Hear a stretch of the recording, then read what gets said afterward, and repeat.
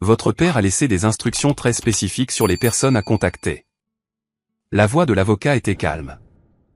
Elle était professionnelle. Mais il y avait quelque chose en dessous. Quelque chose qui m'a fait me redresser sur la chaise pliante que j'avais empruntée au salon funéraire. Juste moi. Juste vous, monsieur Brennan. Votre mère et votre frère ne sont pas inclus dans cette réunion. Votre père a été très clair à ce sujet. J'ai regardé autour du petit bureau, les piles de dossiers, les livres de droit poussiéreux et l'unique fenêtre qui donnait sur le cimetière où mon père avait travaillé pendant 40 ans. Le cimetière où nous l'avions enterré il y a 3 jours. Je ne comprenais pas. Mon père n'avait rien. Il vivait dans une maison de 110 mètres carrés qu'il louait. Il conduisait une camionnette plus vieille que moi. Il travaillait comme gardien. Il tondait l'herbe. Il creusait des tombes. Il entretenait les pierres tombales pour des familles qui ne se souvenaient jamais de son nom. Qu'aurait-il bien pu me laisser? L'avocat a ouvert un dossier sur son bureau. Ses mains tremblaient légèrement. Avant de commencer, a-t-il dit, je dois vous demander quelque chose. À quelle fréquence rendiez-vous visite à votre père? Tous les dimanches pendant 18 ans. Vous n'avez jamais manqué une semaine. Pas une seule fois. L'avocat a hoché lentement la tête. C'était comme si je venais de confirmer quelque chose qu'il savait déjà. Monsieur Brennan, a-t-il dit, votre père n'était pas un gardien de cimetière. Il était le propriétaire des Jardins du Souvenir du Repos Éternel et de 22 autres cimetières dans 12 États. Je n'ai pas bougé. Je n'ai pas respiré. La succession de votre père est évaluée à environ 89 millions de dollars. Et il vous a laissé chaque centime. J'aurais dû le voir venir. Les signes étaient tous là. Il remontait au jour où ma mère a fait ses valises et nous a quittés. Je m'appelle Caleb Brennan. Voici l'histoire de la façon dont mon père a passé 40 ans à prétendre être un raté pour découvrir qu'il aimait vraiment. Mon plus lointain souvenir est celui de mon père me portant sur ses épaules à travers un cimetière. Je devais avoir 4 ans. Je me souviens avoir trouvé cela magnifique. L'herbe était si verte. Elle était parfaitement entretenue. Elle s'étendait en douces collines parsemées de pierres tombales grises et blanches. Il y avait des fleurs partout. Certaines étaient dans des vases. D'autres poussaient à l'état sauvage entre les parcelles. Les oiseaux chantaient depuis les vieux chênes qui bordaient les allées. C'est ici que les gens viennent se souvenir, a dit mon père. C'est ici que l'amour vit après que les gens soient partis. Je ne comprenais pas ce qu'il voulait dire. J'avais 4 ans. Mais je me souviens de la façon dont il l'a dit. La révérence dans sa voix. C'était comme s'il parlait de quelque chose de sacré. Mon père, Thomas Brennan, était un homme simple. Ou du moins c'est ce que tout le monde croyait. Il portait les mêmes bottes de travail tous les jours jusqu'à ce qu'elles tombent en morceaux. Du cuir marron qui était devenu gris au fil des années à marcher dans l'herbe mouillée et les chemins boueux. Il conduisait une camionnette de transport blanche avec des taches de rouille sur les portières et un moteur qui cliquetait comme s'il était toujours sur le point de rendre l'âme. Il rentrait tous les soirs en sentant l'herbe, la terre et la douceur particulière et moisie de la terre fraîchement retournée. Ses mains racontaient l'histoire de sa vie. Elles étaient rudes et calleuses. Elles étaient tachées en permanence par une terre qu'aucun lavage ne pouvait enlever. Les jointures de ses doigts étaient enflées par des décennies à saisir des pelles et des râteaux. Il y avait une cicatrice sur sa paume gauche datant d'une fois où il avait attrapé une pierre tombale cassée sans regarder. Le granit avait tranché profondément dans sa chair. Il l'avait enveloppé dans son mouchoir et avait continué à travailler. C'était mon père. Il n'arrêtait jamais de travailler. Il ne se plaignait jamais. Il ne parlait jamais d'argent ou d'ambition ou de ce qu'il aurait pu être s'il avait fait des choix différents. Il ne semblait jamais vouloir plus que ce qu'il avait. Ma mère, en revanche, voulait tout. Diana Brennan était belle de la manière dont les choses chères sont belles. Elle avait des pommettes ôtées des cheveux auburn qu'elle coiffait chaque matin pendant 1 heure avant de quitter la maison. Elle se maquillait même pour aller à l'épicerie. Elle lisait des magazines de mode et entourait les choses qu'elle voulait. Elle remplissait des carnets entiers avec des photos de robes, de bijoux et de maisons qu'elle ne pourrait jamais s'offrir. Elle avait grandi dans la pauvreté. Elle était la fille d'un ouvrier d'usine et d'une serveuse dans une petite ville où rien ne changeait jamais. Elle avait vu ses parents lutter toute sa vie. Elle les avait vus compter leurs sous et sauter des repas. Elle les avait vus porter des vêtements jusqu'à ce qu'ils soient plus faits de rustine que de tissu. Elle s'était juré qu'elle ne vivrait jamais comme ça.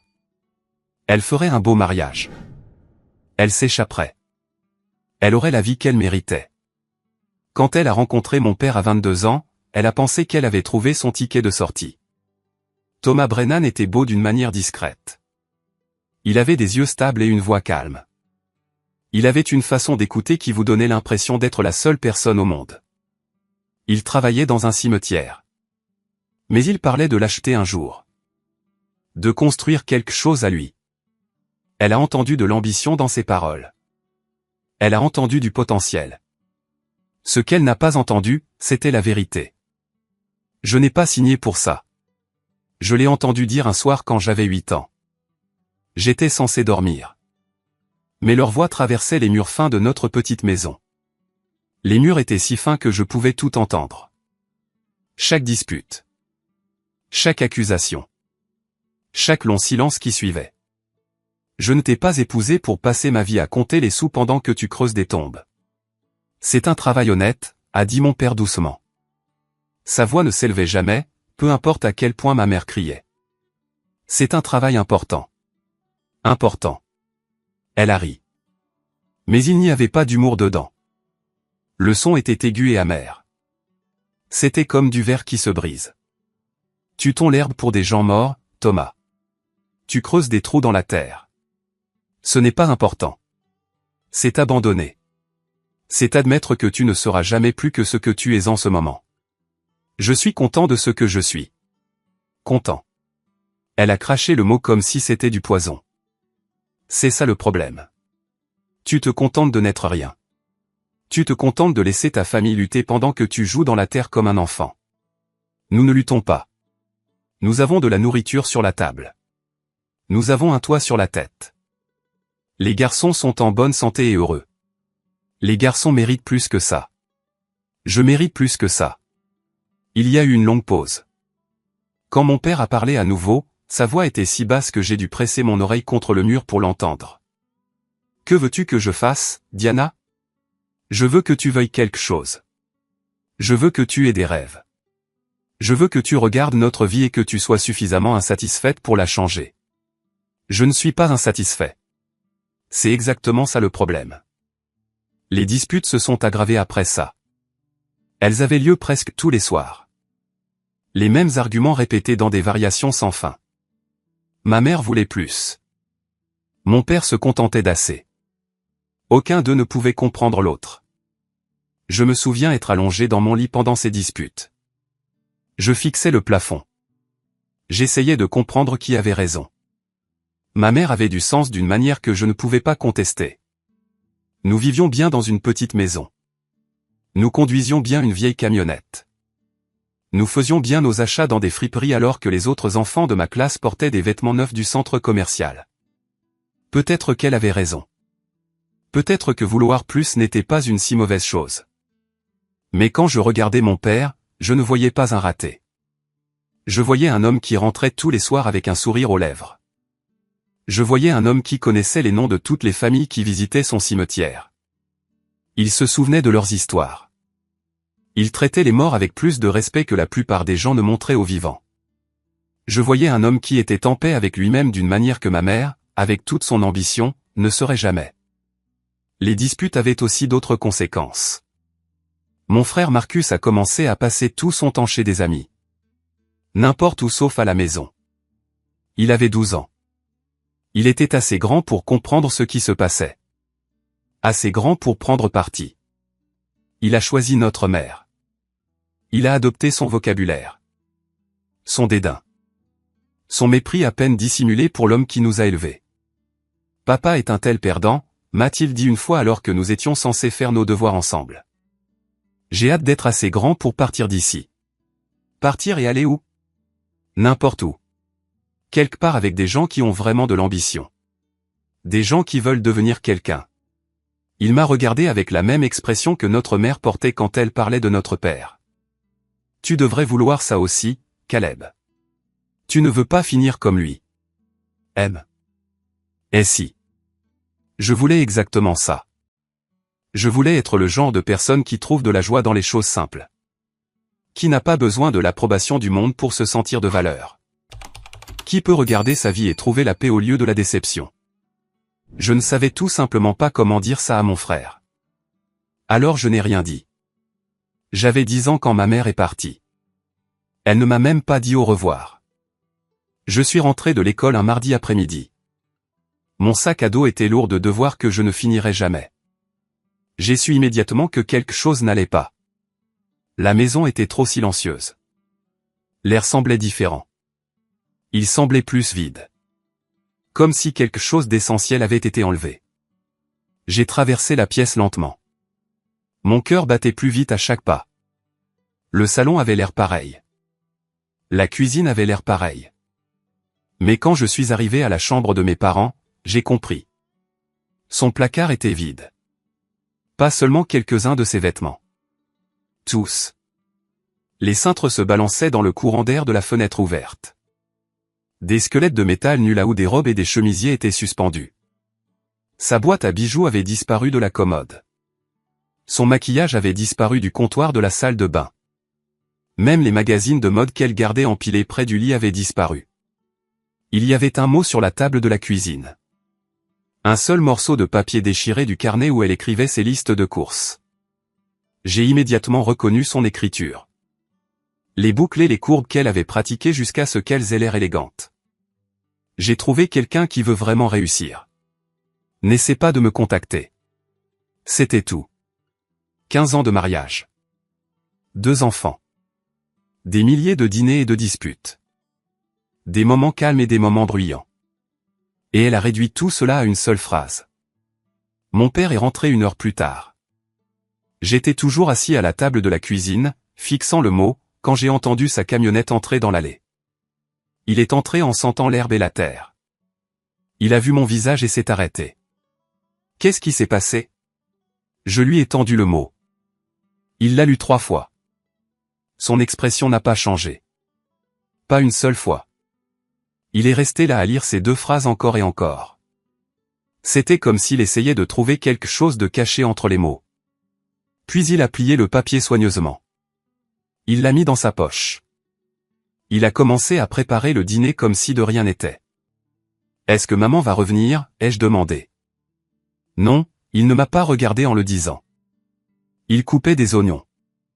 Son couteau bougeait avec des gestes réguliers et exercés. Je ne pense pas. Es-tu triste? Il a arrêté de couper. Il a posé le couteau. Il s'est tourné pour me regarder avec ses yeux bruns calmes dont j'avais hérité, ainsi que son menton têtu et sa façon silencieuse de se mouvoir dans le monde. Je suis triste pour toi et ton frère, a-t-il dit. Vous méritez une mère qui reste.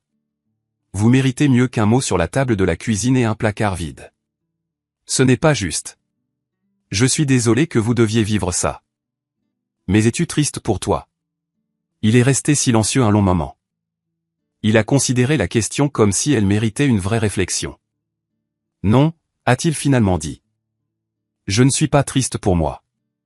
Ta mère voulait quelque chose que je ne pouvais pas lui donner. Ce n'est pas sa faute. Ce n'est pas la mienne. C'est juste la vérité. Certaines personnes ont besoin d'être vues comme des réussites. Elles ont besoin que le monde valide leur choix. Je n'allais jamais lui donner ça, peu importe à quel point j'essayais. Rester nous aurait rendus tous les 2 malheureux. Qu'est-ce qu'elle voulait? Elle voulait se sentir importante. Elle voulait que les autres regardent sa vie et soient impressionnés. Il a haussé les épaules. Un petit mouvement qui semblait contenir des décennies d'acceptation. Je ne pouvais jamais lui donner ça. Je ne sais pas comment être impressionnant. Je sais seulement comment être utile. Je pense que tu es impressionnant, ai-je dit. Il a souri alors. Il a vraiment souri. Il m'a serré dans ses bras qui sentaient l'herbe et la terre et quelque chose d'autre que je ne pouvais pas nommer. La sécurité, peut-être. Ou l'amour. Ou le simple confort d'être avec quelqu'un qui ne partirait jamais. Ça me suffit, a-t-il dit. C'est tout. Mon frère Marcus est parti avec elle. Il avait 12 ans. Il était assez grand pour choisir. Il a choisi le parent qui lui promettait une plus grande maison. Une meilleure voiture. Une vie qui ne sentait pas la terre de cimetière. Papa est un perdant, a dit Marcus la dernière fois que je l'ai vu avant qu'il ne déménage en Arizona avec notre mère. Il n'arrivera jamais à rien. Tu devrais venir avec nous, Caleb. Tu ne veux pas finir comme lui. J'aime bien papa, ai-je dit. Marcus a secoué la tête. C'était comme si j'avais dit quelque chose de pathétique. C'est parce que tu ne sais pas mieux. Quand tu seras plus grand, tu comprendras. J'avais 10 ans et je comprenais déjà plus que lui. Le jour de son départ, Marcus m'a serré maladroitement dans ses bras. Il m'a dit que je pouvais l'appeler n'importe quand. Il m'a donné un bout de papier avec son nouveau numéro de téléphone. J'ai encore ce papier quelque part. Il est jauni et froissé. Le numéro que je n'ai jamais composé parce qu'il n'a jamais composé le mien non plus. C'était la dernière fois que je l'ai vu jusqu'aux funérailles de notre père 17 ans plus tard. Il m'a semblé être un étranger alors. J'ai réalisé que c'était tout ce que nous avions jamais été, des étrangers. Mon père m'a élevé seul après ça. Il se levait à 5 heures tous les matins pour préparer mon petit déjeuner avant l'école. Il venait à chaque réunion parents-professeurs. Chaque pièce de théâtre de l'école. Chaque match de football. Il s'asseyait dans les gradins avec ses vêtements de travail parce qu'il ne pouvait pas s'offrir autre chose. Il m'aidait à faire mes devoirs à la table de la cuisine. Il expliquait patiemment les fractions, l'histoire et la différence entre une phrase thématique et une thèse. Nous n'avions pas beaucoup d'argent. Nous achetions mes vêtements dans des friperies. Nous mangions beaucoup de riz et de haricots. Nous conduisions cette camionnette cliquetante partout parce que nous ne pouvions pas nous permettre une deuxième voiture.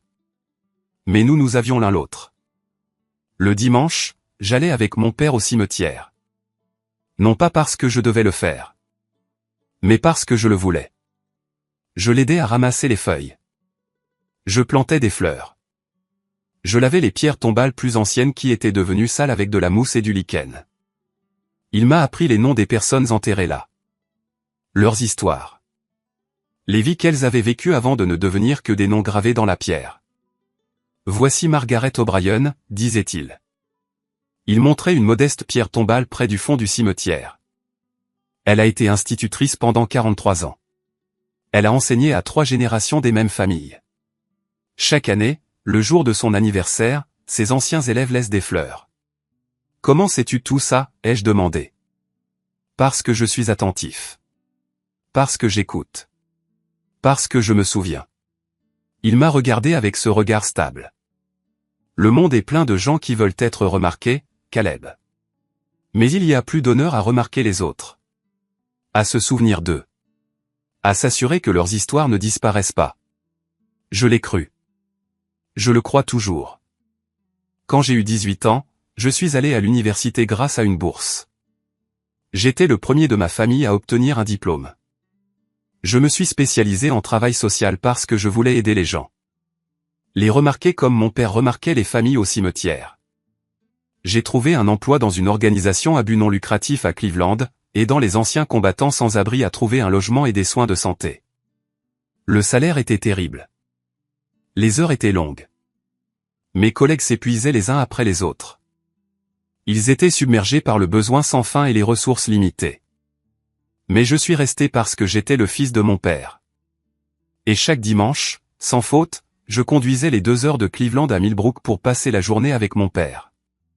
Le rituel n'a jamais changé. J'arrivais vers 9 heures du matin. Je garais ma vieille Honda sur le parking en gravier du cimetière juste au moment où mon père terminait sa première tournée d'inspection. Il parcourait le terrain chaque matin à l'aube. Qu'il pleuve ou qu'il fasse beau. Il s'assurait que rien n'avait été dérangé pendant la nuit. Que rien n'était déplacé. Il voyait ma voiture et me faisait un signe de la main.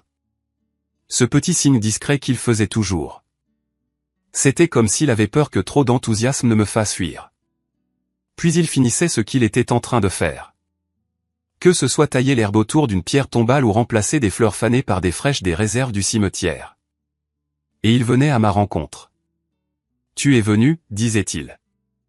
Chaque semaine. Comme s'il était surpris. Comme s'il s'attendait à moitié à ce que chaque visite soit la dernière. Je viens toujours, papa. Je sais. Il souriait.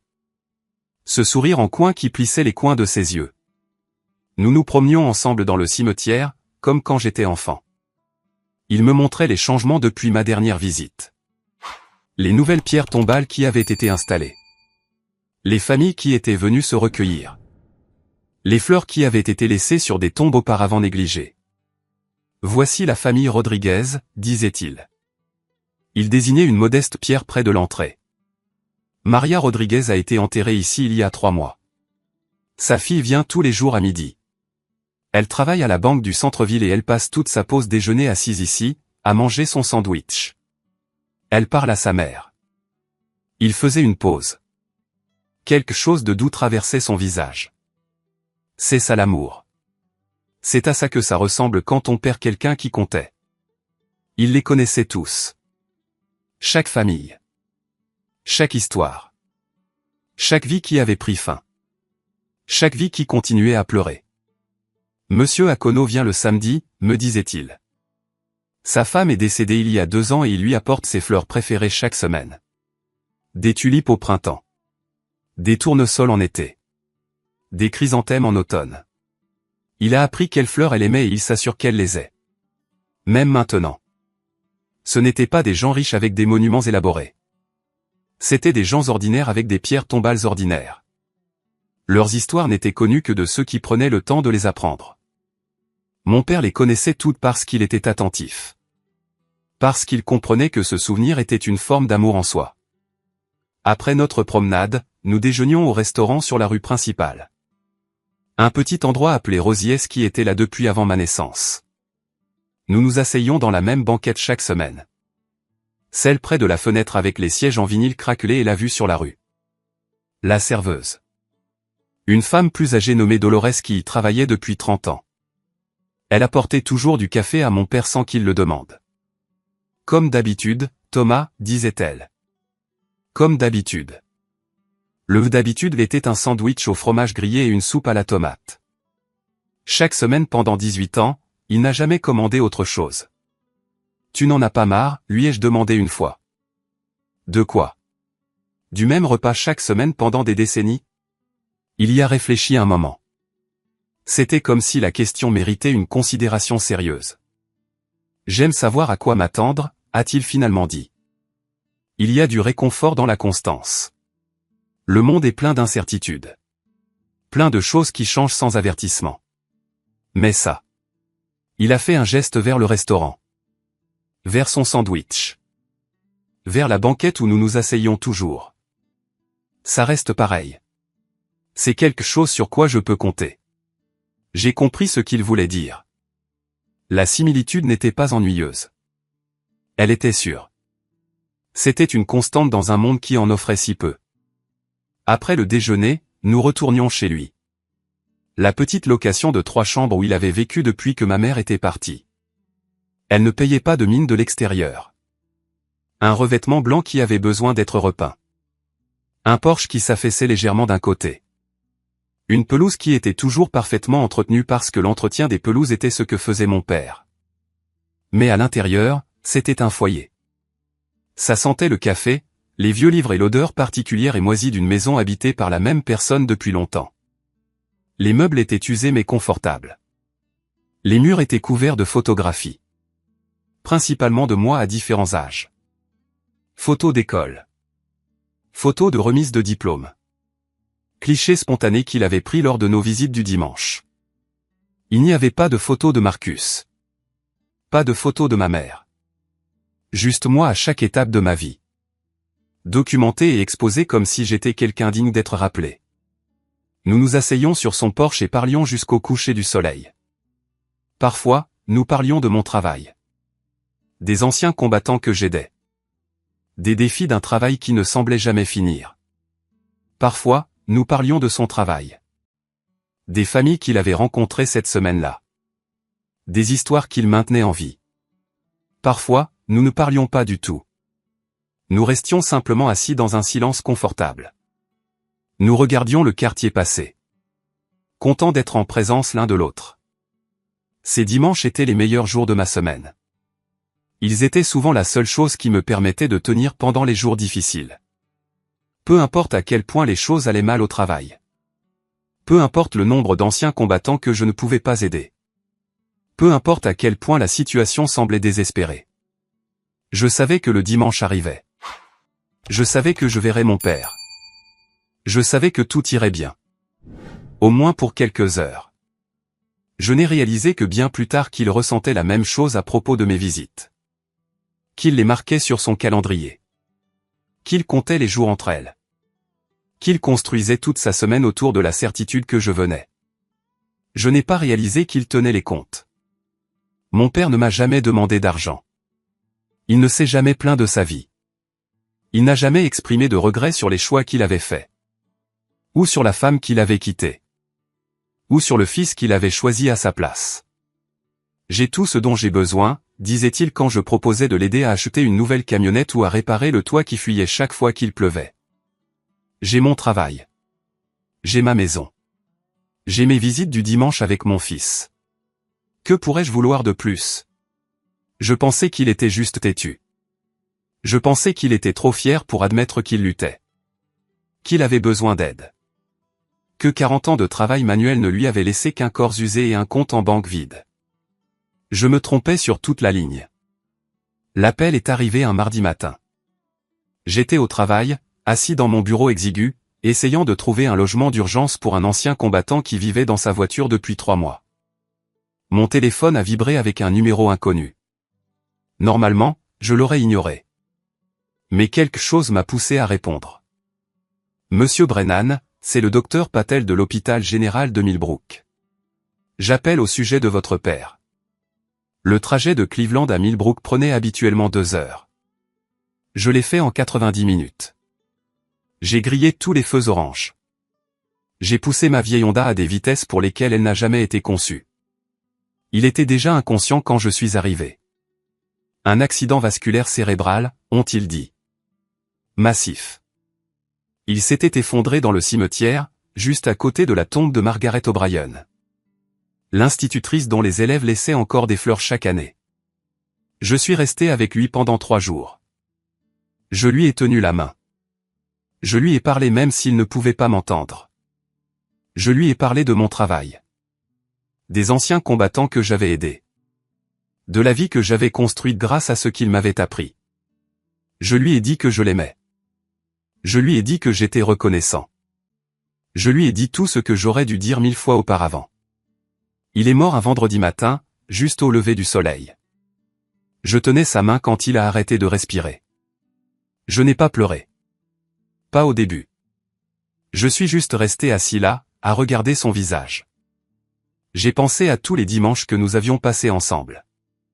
936, si je comptais depuis le jour où ma mère est partie jusqu'au jour où il est mort. Je n'en avais jamais manqué un seul. Les funérailles furent modestes. Quelques voisins. Quelques familles du cimetière qu'il avait connues au fil des ans.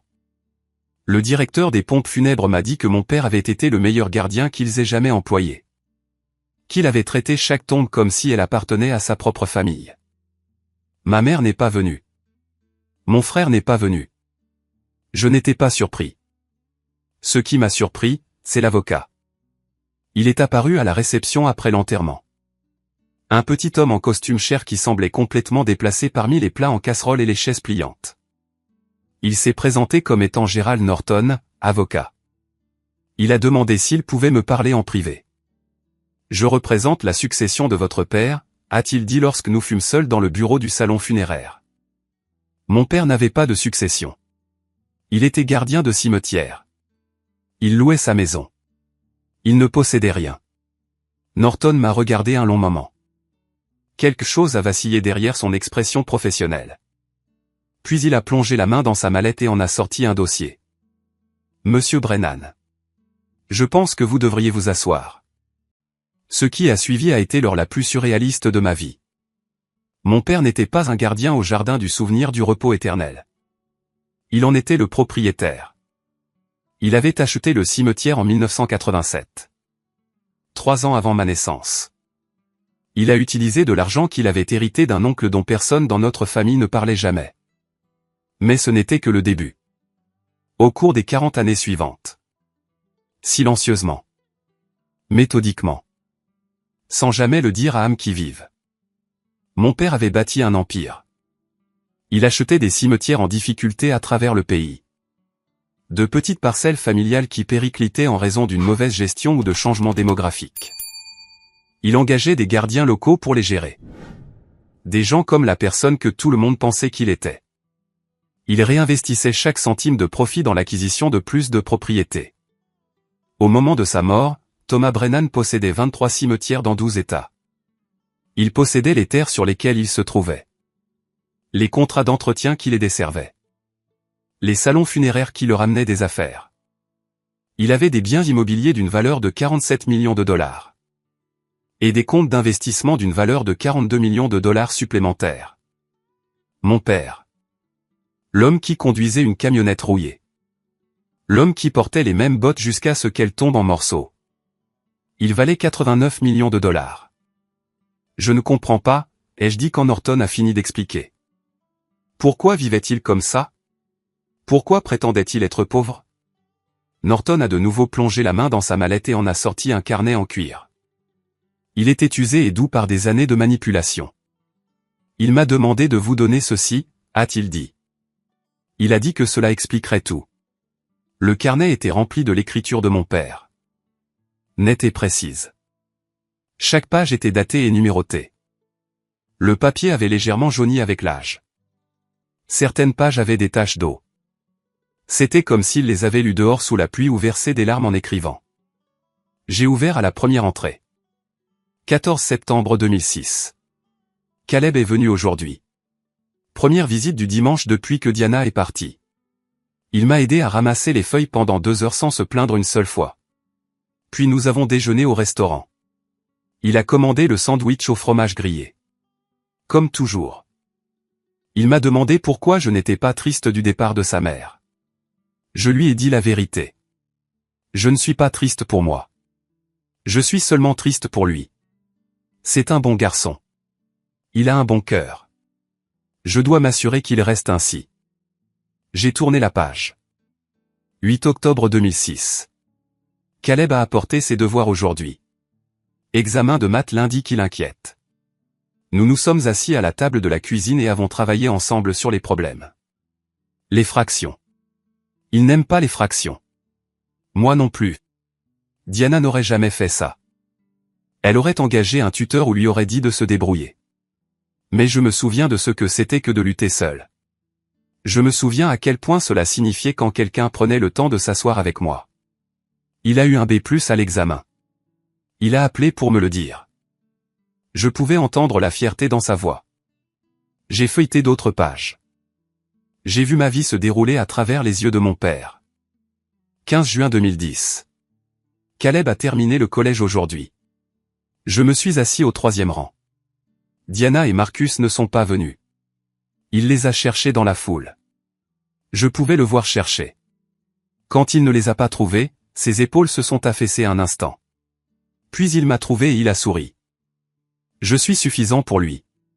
C'est plus que ce à quoi je m'attendais. C'est plus que ce que je mérite. 22 mars 2013. Caleb obtient son diplôme universitaire dans 2 mois. Bourse complète. Diplôme en travail social. Il veut aider les anciens combattants sans abri. Diana a appelé la semaine dernière. Première fois depuis des années. Elle voulait savoir si j'avais de l'argent de côté pour son cadeau de fin d'études. Je lui ai dit que non. Elle m'a traité de pathétique et a raccroché. Elle n'a aucune idée. Personne n'a aucune idée. Je pourrais donner à Caleb tout ce qu'il veut. Des voitures. Des maisons. Un fonds en fiducie. Cela signifierait qu'il n'aurait jamais à travailler un seul jour de sa vie. Mais cela le ruinerait. Cela le transformerait en Marcus. En quelqu'un qui mesure sa valeur par ce qu'il possède plutôt que par ce qu'il donne. Caleb est meilleur que ça. Il travaille dans une organisation à but non lucratif et gagne 40 000 $ par an. Il est plus heureux que Marcus ne le sera jamais avec son salaire de banquier d'affaires, ses voitures de sport et son pantouse vide. Je lui léguerai tout à ma mort.